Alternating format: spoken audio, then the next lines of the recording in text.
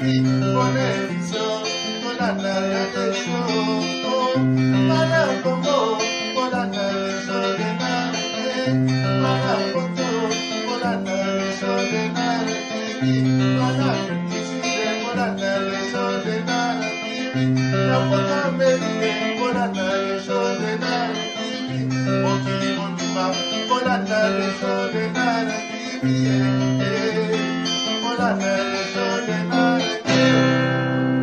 Lola, Bana Poto, Bana Mokili Mobima. Bon s'abonner massivement à des choses de NAR TV pour la vérité, pour les émissions, tout. Bonjour, bonsoir Balandignon, soit des shows de NAR TV. Merci Nabao Balandi des shows de NAR TV. Sorotalinga Lelo, n'hésitez pas. S'abonner sur notre chaîne des shows de NAR TV. Otalakaba réalité Zole Kanamokili. Tu es na flash, tu es na urgence moko sikoyo. Batuba bengi et belé na des shows de NAR TV. Ba mama ba leli ba lobi des shows de NAR TV téléma. Problème ezanini Moïse Mbie. Moïse Mbie atiki Bible, Moïse Mbie a komi ko boma na masas. Nous on est là pourquoi na lobi bongo zala branché na pesa au détail. Et là on est na olingana ebsabino. Le loto ana émission en direct sur des shows de NAR TV. Chaque cloche de notification boya ko réagir par rapport à problème au nazo pesa ba détail. Quel est maintenant le problème? Moïse Mbie azana problème avec Eliana. Moïse Mbie a abusé Eliana. Moïse Mbie tozana ba photo na ye ya bulumbu na ye tozana yango biso nyonso toza au courant. Ça moi je le dis. Ça n'engage que moi. Moïse Mbie aza mosali ya lokuta abombanaki pendant longtemps derrière la Bible. Mais ngonga na ye koki nzambe nde abimisi libanda yoka. Soki nzambe a décidé abimisa mutu libanda yonanga toroboya te ekokokisama. Si cela est faux, Nzambe nda ko confirmer que c'est faux. Mais toki ko bunda nango na misunité. Toroleka nango na sima mabondeli na sima prière Nzamba lakisa biso. Mais jusque là, Nzamba azo lakisa olingi Nzamba lakisa yo ndenge nini ke Moïse Mbie est le faux. Moïse Mbie ne servait pas Dieu. Moïse Mbie a mosali ya Nzambe te ba bombana ki memisa na bango ebimi banda. Mais quel est le problème? Toke na détail ya problème na ye nango. Moïse Mbie atindi ba militaire. C'est-à-dire, toko benga bango militaire pas comme tel, mais toko benga bango ba bandi. Moïse Mbie atindi ba bandi, ba kende ko boma. Avocat oya zana dossier ya Eliane. C'est ça le problème. Nous on est venu pour ça. Nazo pesa ba détail clé ya problème oyo. Moïse Mbie tango ba kende ko tika dossier nanani na justice. Avocat ya Moïse Mbie alobaki boyi. Et ça vraiment chaud par rapport à la preuve ou ba déposé pour Moïse Mbie. Ça promet pas que Moïse Mbie a cause la quitter na problème wana. Ça c'est vrai. Moi je te l'ai dit ce qui yo évité. Avocat ya Moïse Mbie na bandeli koloba boye. Aloba ki boye. Et ça chaud. Et cause la difficile Moïse Mbie azala innocent na problème wana par rapport à la preuve ou Eliane a déposé na niveau ya justice. C'est-à-dire, il y a des preuves vraies par rapport à l'histoire où Eliane a kotika na justice. Ça veut dire il y a des preuves vraies par rapport à Eliane na Moïse Mbie. C'est ça en clair. C'est-à-dire il y a des preuves qui prouvent que c'est vrai tout ce qu'Eliane a dit. Nous on est là. Rien que la vérité. C'est-à-dire, ton oye pso wezanga de choses tuna lobite na bandeli ya koloba boye. Avocat ya Moïse Mbie. Baloba ki boye. Et cause la chaud. Pour Moïse Mbie par rapport à la preuve où ils ont déposé contre lui. C'est ça, nous on est là, rien que la vérité. C'est-à-dire Moïse Mbie a zo kangama. En vrai, c'est ça. Ma camion sur entre Eliane et Moïse Mbie est vrai. Par rapport à Biloko wana, Moïse Mbie a déjà paniqué. Ba avocat na ba efsaki déjà que zala libanda ya pays parce que dossier o ndenge to moneli yango, tu n'auras pas la chance devant la justice. Voilà pourquoi Moïse Mbie a kimi aza libanda. Soit à France, soit à Londres. Ça, je n'ai pas encore la précision. Mais Moïse Mbie a libanda ya Congo. A Kimaki déjà à libanda. Mais quel est maintenant le problème? Avocat ya nani ya Eliana aza na problème te. Avocat aza avocat. Moutinyon soya kozo avocat. Est-ce qu'avocat nde azwa ki ba preuve na maboko ya Eliana yemo ake kotika na justice? Eliane yena famille na ye bazui ba preuve ba ke kotika na justice accompagné de leur avocat. Avocat a un problème ni na kati ya dossier o avocat a un problème mon côté mais Moïse Mbie so to lo baboy kolo likambu o eza Moïse Mbie eza église à Moïse Mbie eza Moïse Mbie c'est-à-dire dans tout ndenge na ebisa bino so bomoni bana soso batondi na nzungu c'est que na sena bango maman na bango aza eza adage. C'est-à-dire pour bato baya ko réagir de la sorte ya ko luka ke ba boma avocat wana, c'est-à-dire il y a Moïse Mbi derrière. Olingina epsondeni pour comprendre. Yo lingina lobanini rien que la vérité. C'est ça, yo linginini. Kaka soki basala ki yango pa mwana na yo ndo linga kondima. Les fana quit. Lokwa basali na mwana muninga yo ling kondima te. Donc via mwana muninge beba po eza mwana na yo te. C'est ça, c'est que tu veux. Yo lingi to loba vérité te parce que yo za fana quit ya Moïse Mbi ou bien po yo za nde kwa Moïse Mbi. Mais non. Mais non, toza wana te. Toza wana te. Mutu soka sali mabe. Pourquoi tozo landa mamba Moïse Mbi? Parce que akeko kosa biso si ma Bible. Soki ezali lokwa batu mususu nde ba osala ba vie na bango. Eleki asali makamune eza vie na ye. Mais tozo telemela Moïse Mbi parce qu'il est derrière la Bible et la Bible c'est pour tous. La Bible c'est l'intérêt de tout le monde. C'est l'intérêt de notre Dieu. Voilà pourquoi tozo ya koloba. Tokoloba pe tisuka tokolembate. Olingate, nous allons parler pour l'intérêt de notre Seigneur, pour l'intérêt de la Bible. Nous allons tous parler jusqu'au bout. Nous on est là. Des choses d'Enar TV, rien pour la vérité. Voilà, nous on est là. Des choses d'Enar TV, rien que la vérité, ni pour ni contre. Rouge comme rouge, noir comme noir. Nous on est là. Voilà notre ambition sur des choses d'Enar TV. Des choses d'Enar TV au centre. Yo lingina ebisonine. Ezaya koinda na Kinshasa, c'est-à-dire batindi ba bandi baya ko boma avocat o yazana dossier ya Eliane pour ba étouffer dossier. Ba yebisi avocat wana boye. To l'équipe pour te dire que non, tu dois abandonner les dossiers. Ce que abandonner dossier te, tout to ya ko beta lisasi na mutu. Mais pour montrer que to l'équipe ba betie lisasi na makolo, ba betie lisasi ka ndo mo na tshele photo na likolo wana, ba betie balle na pied. Mosali nzambe nini akiko tinda bato bakende ko boma bakende ko otevi ya mutu pona mabe oyo sali Moïse Mbi mabe oyo sali okomi ko tinda babandi bakende ko otevi ya avocat ba boma avocat pour dossier za l'étouffer. Mais non yaya avocat on a pas un homme marié azana bana na ye azana libota na ye okoboma ye par rapport à quoi? Oyo mboka nini ezangi sécurité. Les gens se tuent comme ça sur les autres. Mais c'est impossible, c'est difficile à comprendre. Mboka na biso sécurité ezate. Les gens se tuent comme ça, en bout portant sur les autres, mais c'est horrible. O mboka nini olamuki ka pana opa obimina minduki okena ndaka mninga obetie masas ozongi pe pana ovandi. Mboka nini toza nango RDC. Mais problème nini tongeto lobo, moni problème ya Eliana, problème eza vrai pe problème eza chaud. Eliane nanu yemo wa komi menacé. Moi nana il faut battre la ye bien. Eliane nana il faut bimara même pas libanda. Et puis il faut pas avoir précaution moko ya bien pour na Eliane. Eliane a oki même pas ko vendre sous pa na bango. À vrai. Ndé non ça l'émission o eza ba émission monte so ça là pour aider la communauté congolaise. Des choses d'Enar TV pour toute la communauté congolaise. Yaya soki ezwe eyeli pe yo okoya kaka ah toko sala pe ba effort pour na yo, toko sala pe mission pour na yo. Eliane a foutinga mbongo te, famille Eliane ebingate, Moïse Mbi a ebingate a foutinga mbongo te, mais nous sommes là rien que pour la vérité. Voilà notre ambition sur des choses d'Enar TV. C'est-à-dire, eloni torosenga na ba konzi ya Congo, ba luka moyesko ba protéger Eliane. Parce que bandi ko koma mabe, komi dangereux, et bandi ko kende mabe. Eliane a oki ko zalesu na maboko maman na ena papa na ete ndenge baza wana na cité, ça montre déjà qu'il y a un danger. Danger déjà ezali, c'est-à-dire Moïse a oki kondima ba boma mwana wana mwasi po histoire oyebi mate. Mais quel que soit boko sala ngo histoire eza déjà wana. Histoire esi bimi. Histoire eza déjà libanda boki ko étouffer sous vérité o te po vérité si bimi, c'est déjà trop tard pour ça. Parce que tina niveau ba kende ko beta avocat Massas, mais c'est fort possible ba boma Eliane. Eliane a un danger yaya. To soutenir ndekwa mwasi, Eliane a un danger. Mais qu'est-ce que moi je veux dire par là?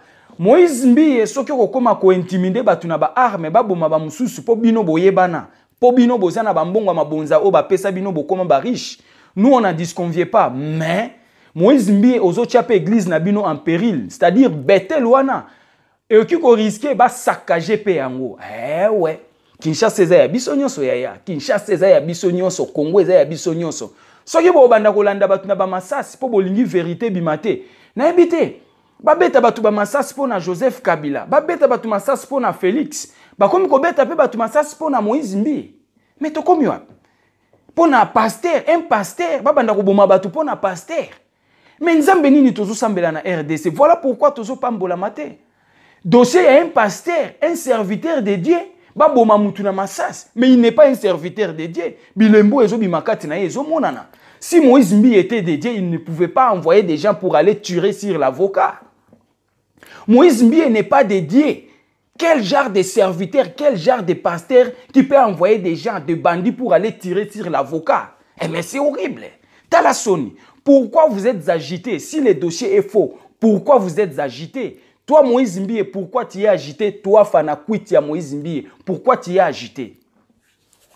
Pourquoi tu es agité? Ceux qui m'ont dit que c'est faux, mais pourquoi vous êtes agité? Nous on est là.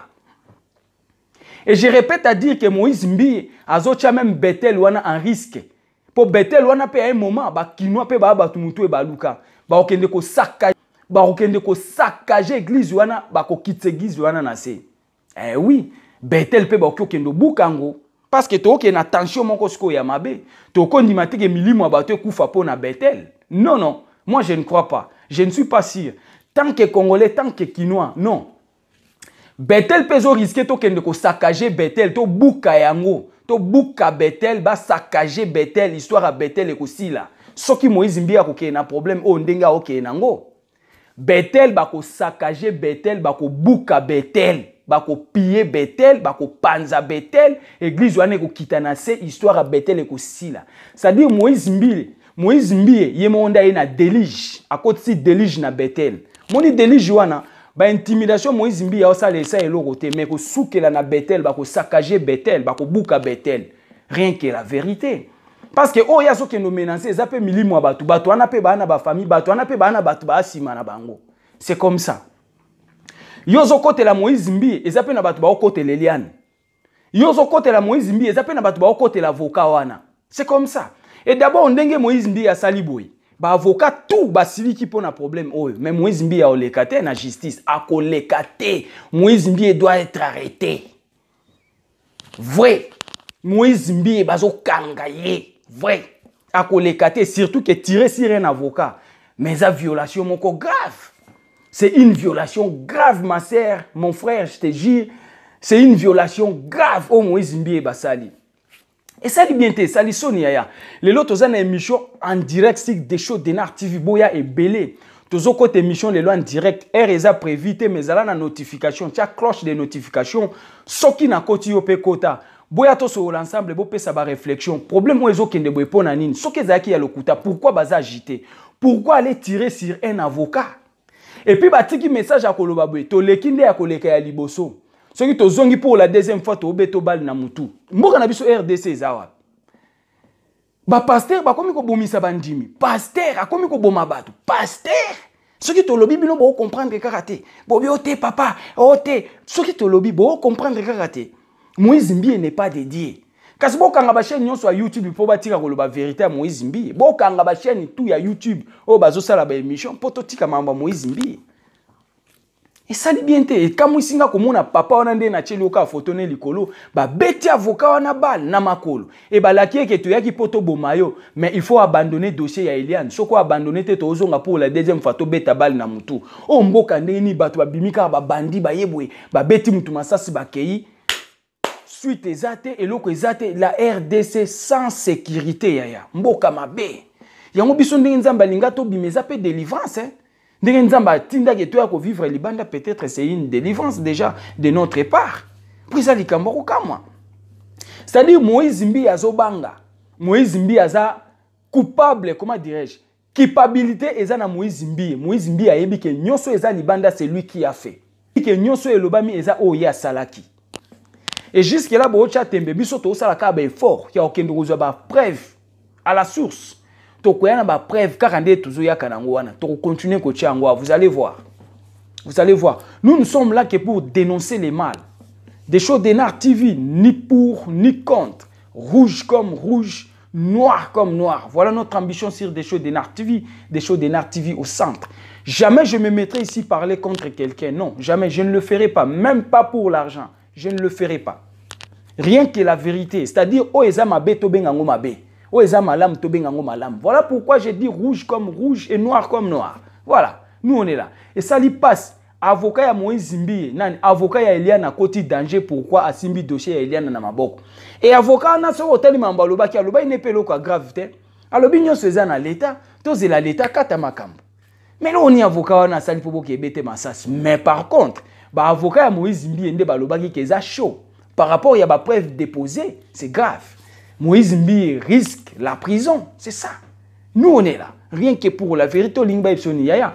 Partager mission oh pesa bande comme sous baiba oh nyo so soutenir Eliana partager ya sungande kono moi si partager mission pesa batu mususu batala baiba problème ezoleka na problème ya Eliana na Moïse Mbiye akomi na suka na on comment na flash moro batinde ninga par téléphone soit disant que Moïse Mbiye arrêté tout ça blo moi bon na Europe tout ça je confirme pas na linga oloba bloko na ba bref ba bloko na ba sireté nango voilà je confirme pas mais na tangi kaka il y a un souffleur pe ba lobby mais je confirme pas mais Moïse Mbiye a lukesika okima soit comme ko bomisa batu na Congo pona masasi na poto pe ba diaspora ba ozela e ba na poto ba ozela e ba ko arracher nous on est là rien que pour la vérité na poto awa mukolo azakate mwana azakate na poto qu'est-ce que j'allais dire na poto awa il y a pas un grand et un petit non na poto c'est l'égalité Moïse Mbiye soka sakani ba ko arracher awa na poto. Rien que la vérité. Ah, eza poto eza RDCT, hein. Pour yoza grand, celui-ci est petit et la justice toujours sous balance. Non. Ah, eza poto. Égalité sur égalité. Et ça lui passe. Yaya. Tous une émission en direct, les sur des shows d'énar TV, tolo, mais la problème, il y a Eliane na Moïse Mbiye. Moïse Mbiye a tindi ba bandi ba kendo bom avocat. Mais ba bomi avocat te ba lobi, tu as qui toi avertir yo. Comme avertissement, ba beti bal na likolo. Togozonga lisusu soko continuer to beta bal na mutu po kufa. Oyo mosali ya Nzambe awapi akomi ko bomisa bato. Est-ce que vous comprenez que Moïse Mbiye azaki ne yanke? Papa na ende achaki wana pona intérêt mbongo. Moïse Mbiye aza pasteur te. Ba préparer ka rapidement même théologie biblique au asali en théologie asalite. Asala même pas théologie bazuye ka mbango be bache wana pona bomengo boutique ya Bethel. Yango bachaki Moïse Mbiye wana bino boyoka te. Boyoka te. Qu'est-ce que tu attends toi pour décider? Moïse Mbiye n'est pas dédié to lobelo tiwa. Ye osikwa bandi kotinda ba boma ya koboma na makila. Nde pasteur na oye wana, pasteur na onde akomi kotinda ba beta masas, pasteur na yo. Parce que tant bana soso batondi nzungu mama na bango wana, c'est les problèmes concernent Moïse Mbiye. So les problèmes à Moïse Mbiye était mais baké koboma nani, mais baké ko beta avocat wana masas te, ba ko beta masas pour na problème à Moïse Mbiye. Donc tout ceci concerne que Moïse Mbiye. Parce que c'est lui qui est le concerné. Et ce qui va problème est qu'on s'aggrave et qu'on l'attaque à Moïse Mbiye parce que c'est lui qui est le concerné, il faut qu'on comprenne. Et Moïse Mbiye risque de mettre son église, l'église de son père en péril par rapport à quoi bako saccager l'église Yohana, bako bouka Bethel.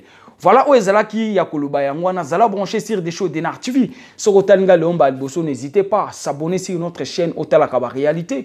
Ezalaki ya bino humble serviteur, l'homme de bonne foi zala branché. Merci.